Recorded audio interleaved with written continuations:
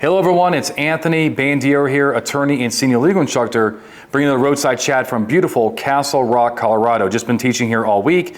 This officer says, hey, I initiated a traffic stop on a vehicle and it rolled a short distance before pulling in the driveway where both occupants resided. The vehicle was approximately 15 to 20 feet from the house and was in a rural area.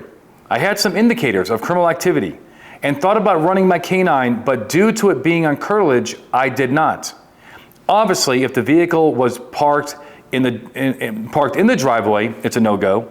And I'm wondering if initiating the traffic stop on a roadway prior to pulling into the driveway changes anything. And the answer is, I think we have a problem. So I've gone back and forth on this issue for a while. I talk to very smart people, get their opinion, fellow instructors of mine like John Ween and Zach Miller and some other my great instructors. I say, hey, what do you guys think? So here's where we're at. So first of all, do we even think we can do this traffic stop? The answer is yes, right? If a person pulls onto their driveway and that driveway is curtilage, and what is curtilage? That is the area around the home that is treated like the home itself. And it's not like one of my new recruits said when I was asking an academy class, hey, what is curtilage? And he raised his hand and said, sir, that's that stuff in your nose.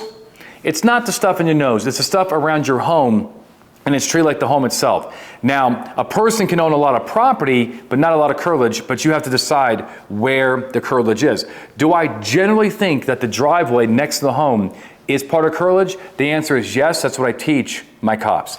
Now, if the person pulls into their driveway on a regular traffic stop, is it lawful to follow them up there and say, how you doing, driver? I was going to try to pull you over back there.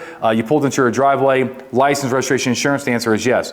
I believe it's actually a form of implied consent. That's the way I look at it. They are bringing that traffic stop to their driveway. They seem to be consenting to that.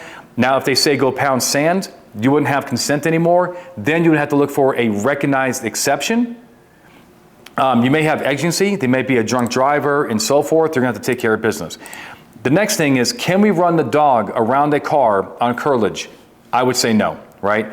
I think that the Supreme Court in Collins v. Virginia was very clear, where they said that when you're on curtilage, you got to mind your P's and Q's. In that case, they did not authorize police to seize a motorcycle that was stolen on curtilage under the motor vehicle exception.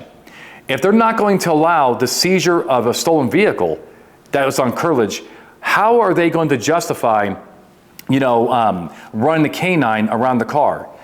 We also have a case called Jardines, Hardiness, if you want to say it maybe the appropriate way, but you also have a case called Jardines where the Miami Police Department took their drug-sniffing canine onto the curtilage to sniff a door in order to help build probable cause for drug trafficking.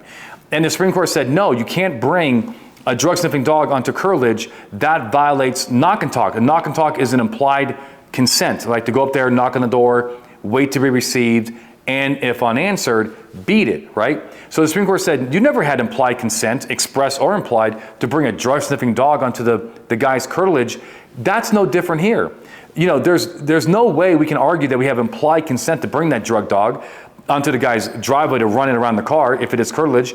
We also don't have express consent. Now, you could ask him for permission, and if he gives it to you, that would be great.